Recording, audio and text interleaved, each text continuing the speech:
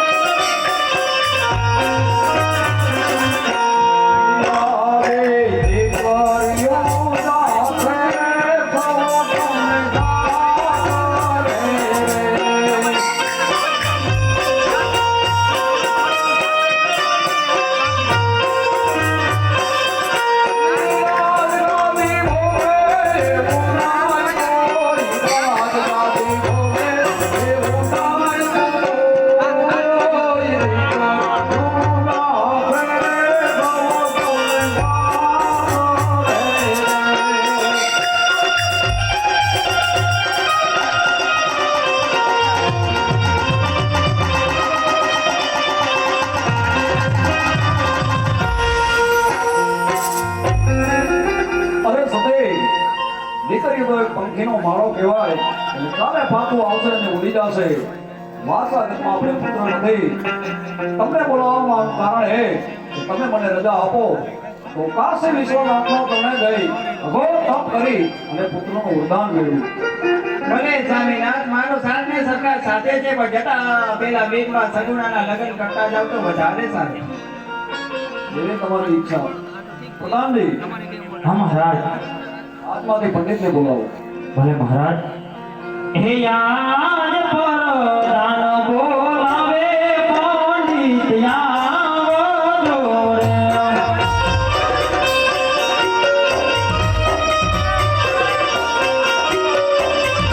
હે યાદ પરદાન બોલાવે પંડિત આવો રે.